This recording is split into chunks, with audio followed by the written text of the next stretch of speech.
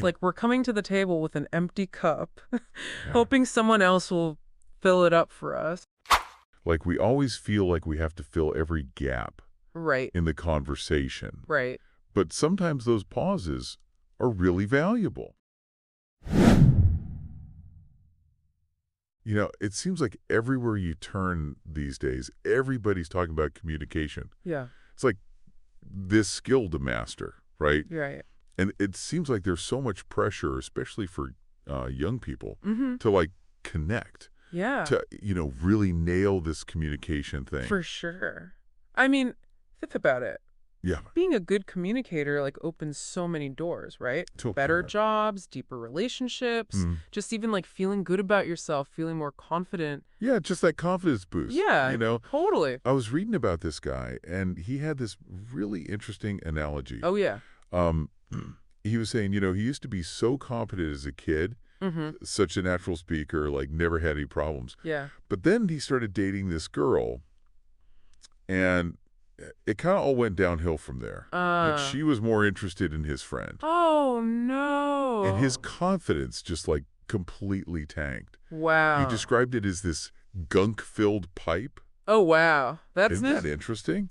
Yeah, that's a really powerful image. All of that like insecurity and self-doubt, Right. it just clogged up his ability to communicate. Which is stuck. Yeah. Yeah. And he was saying how he was so focused on trying to get validation from other people Mm-hmm. that he completely lost sight of just like connecting with people genuinely. Yeah, like you're performing. Yeah, it was all a performance. Just like being yourself. Exactly. Yeah. So then it becomes like speaking a whole different language, right? It is. It's like the language of insecurity versus Yeah. the language of like genuine connection. And they don't translate. They do not translate well. Not at all. No. So how do we switch gears? How do we clear out that gunk Right. and start speaking the language of connection? Well, he talked about shifting your focus. Okay. Instead of like going into conversations and looking for approval, Yeah. what if you looked at them as opportunities to connect with someone? Okay. So like flip the script a little bit. Yeah. I like that. Yeah. But that's easier said than done. Right. Like how do you actually make that shift? Well, he talked about reading and not just reading for information, but Okay. reading as like a way to practice a language, Okay. expanding your vocabulary, getting comfortable with the flow of words. Yeah, like the rhythm of language. Exactly. Yeah, that makes sense. Yeah. That actually reminds me of something else I was reading. Oh, yeah. Someone was talking about how we're all so glued to our screens these days Yeah. that we're actually losing fluency in the language of like real life interaction. It's true. You know? It's true. It's like we're fluent in emojis, but we Right. can barely hold a conversation. Exactly. And it all goes back to that junk in the pipe. The Right. less we practice real conversation, the more the anxiety build up, Mm-hmm. and then it gets harder and harder. It's like a vicious cycle. It is a vicious cycle. So how do we break it?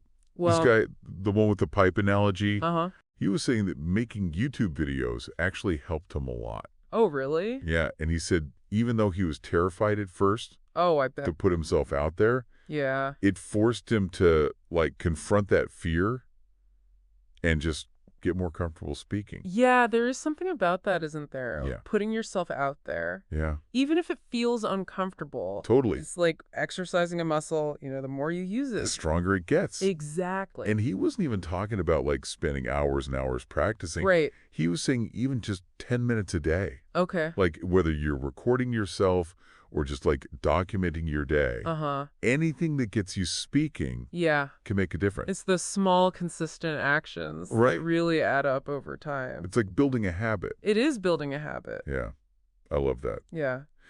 Another thing that I thought was really interesting was this idea of active listening.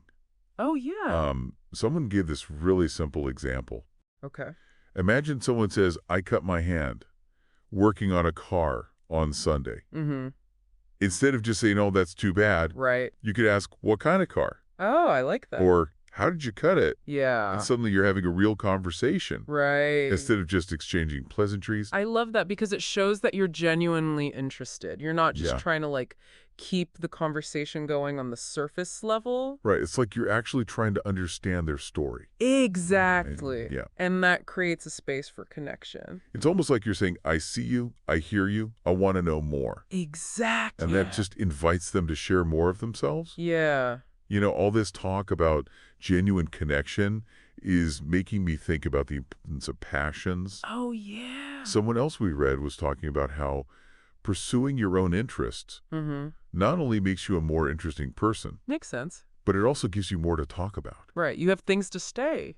Yeah, it's like you become this wellspring of knowledge and enthusiasm, Yeah. and it just naturally draws people in. It's contagious, isn't it? Yeah, it When is. someone's talking about something they love, Totally. you can just feel that energy. So it's not just about learning how to talk, Right. it's about becoming someone worth talking to. Becoming someone interesting. Yeah, someone with their own unique experiences and passions to share. Yeah, I love that. Right. I love that idea. Yeah. It's like you're adding color to the canvas of your life. Yeah.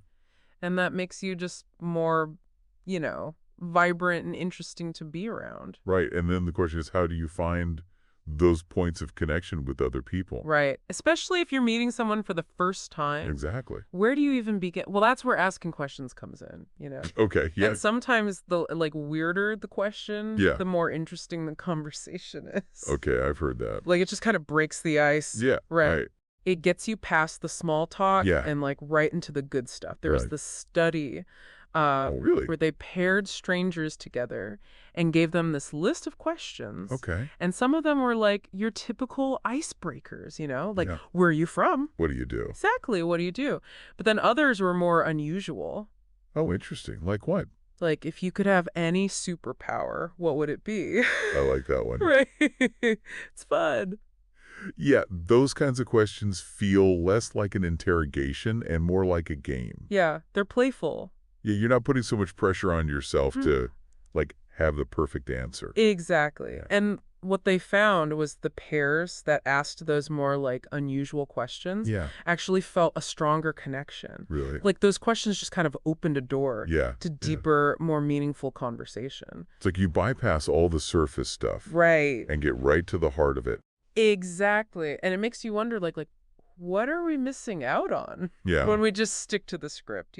probably. I think sometimes we underestimate the power of just being real, Mm-hmm. Yeah, vulnerable, authentic in our conversations. because we're so afraid of saying the wrong thing. Right. Yeah.